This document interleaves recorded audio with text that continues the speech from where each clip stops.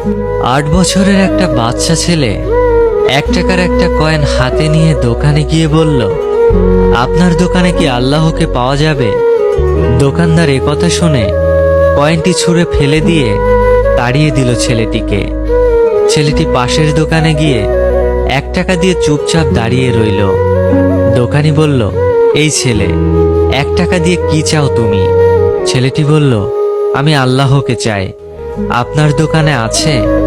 দ্বিতীয় দোকানদারও তাড়িয়ে দিল, কিন্তু অবুঝ ছেলেটি হাল ছাড়ল না। একটার পর একটা দোকানে ঘুরতে লাগলো। ঘুরতে ঘুরতে 40টা দোকান ঘোরার পর এক বয়স্ক দোকানদার জিজ্ঞাসা করলো, তুমি আল্লাহকে কিনতে চাও কেন? কি করবে আল্লাহকে দিয়ে? এই প্রথম কোনো দোকানদারের মুখে এরকম প্রশ্ন শুনে ছেলেটির চোখে মুখে আশার আলো ফুটে উঠল। নিশ্চয়ই এই দোকানে আল্লাহকে পাওয়া যাবে। হতচকিত কণ্ঠে উত্তর দিল, আমার তো বাবা নেই, এই দুনিয়াতে আমার মা ছাড়া আর কেউ নেই। আমার মা সারাদিন কাজ করে আমার জন্য খাবার নিয়ে আসে। আমার মা এখন হাসপাতালে, মা মরে গেলে আমি খাবো কি? ডাক্তার বলেছে একমাত্র আল্লাহই পারে আমার মাকে বাঁচাতে। আপনার দোকানে কি আল্লাহকে পাওয়া যাবে? লোকটি বলল, হ্যাঁ পাওয়া যাবে। কত টাকা আছে তোমার কাছে? ছেলেটি বলল, মাত্র 1 টাকা।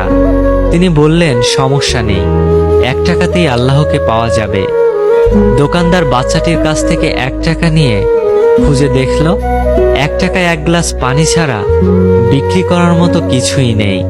তাই ছেলেটিকে ফিল্টার থেকে 1 গ্লাস পানি ধরিয়ে দিয়ে বলল, এই পানিটা খাওয়ালেই তোমার মা সুস্থ হয়ে যাবে। পরের দিন একদল মেডিকেল স্পেশালিস্ট ঢুকলো সেই হাসপাতালে। ছেলেটির মায়ের অপারেশন হলো। খুব দ্রুতই তিনি সুস্থ হয়ে উঠলেন। ডিসচার্জের কাগজে হাসপাতালের বিল দেখে মহিলার অজ্ঞান হওয়ার মতো অবস্থা। ডাক্তার ওনাকে আশ্বস্ত করে বললেন, টেনশনের কিছুই নেই, একজন বয়স্ক ভদ্রলোক আপনার সব বিল পরিশোধ করে দিয়েছেন, সাথে একটা চিঠি দিয়েছেন।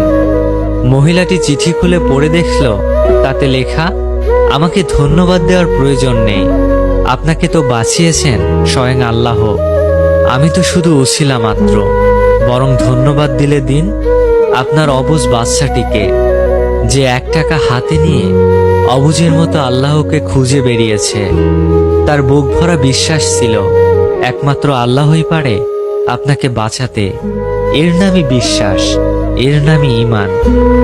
আল্লাহকে খুঁজে পেতে কোটি টাকা দান খয়রাত করতে হয় না। বিশ্বাস নিয়ে মন থেকে খুঁজলে 1 টাকাতেও পাওয়া যায়। বইয়ের পাতা মানুষকে যা শিক্ষা দেয়, জীবনের পাতা তার থেকেও অনেক বেশি কিছু শিখিয়ে দিয়ে যায়। জন্ম নেওয়াটা ভাগ্যের ব্যাপার, মৃত্যু হওয়া সময়ের ব্যাপার, কিন্তু মৃত্যুর পরেও মানুষের মনে বেঁচে থাকাটা কর্মের ব্যাপার। শিক্ষিত হয়ে যদি ঠিককে ঠিক, ভুলকে ভুল বলার সাহস না থাকে, তবে আপনি সমাজের বোঝা ছাড়া আর কিছুই নন। আপনার সমস্ত শিক্ষা মিথ্যা। কাউকে দুঃখ দিয়ে বেঁচে থাকার চেয়ে দুঃখ নিয়ে বেঁচে থাকা অনেক উত্তম। কারণ নিজের কষ্টের জন্য কারো কাছে জবাবদিহি করতে হয় না, কিন্তু অন্যকে কষ্ট দিলে জীবনভর তার অভিশাপ মাথায় নিয়ে চলতে হয়। পৃথিবীর সবচেয়ে পুরাতন যন্ত্রের নাম ষড়যন্ত্র, যা যুগের পর যুগ সার্ভিসিং ছাড়াই চলে। 1 কেজি সোনার মূল্য 50 লক্ষ টাকা, 1 কেজি সাপের বিষের মূল্য 4 কোটি টাকা। ফ্যাক্ট হলো, এই সমাজে ভালো মানুষের চেয়ে বিষাক্ত মানুষের দাম অনেক বেশি। মন খারাপ, খুব অসহায় লাগছে, তবে কথাগুলো মিলিয়ে নিন, দেখুন তো সত্যি কিনা। মাথার উপর আপনার ছাদ আছে, শরীরে কাপড় আছে, দুবেলা খেতে পান, আর রাতে ঘুমানোর মতো জায়গা থাকলে বুঝবেন গোটা পৃথিবীর 75% লোকের চেয়ে আপনি ধনী। পকেটে যদি কিছু টাকা থাকে, আপনি যদি আপনার পছন্দ মতো কিছু কিনতে পারেন, যেখানে খুশি যেতে পারেন, তবে জানবেন গোটা পৃথিবীর 20% বিত্তশালীদের মধ্যে আপনি একজন। সুস্থ সবল রোগবিহীন শরীর নিয়ে যদি আপনি আজকের দিনটাতে বাঁচতে পারেন, ভাববেন পৃথিবীর লক্ষ লক্ষ মানুষের মধ্যে আপনি ভাগ্যবান। জীবনটা পাওয়া না পাওয়ার হিসেব মেলানোর স্থান নয়। আসুন আজ থেকে অভিযোগ না করে উপভোগ করি জীবনটাকে।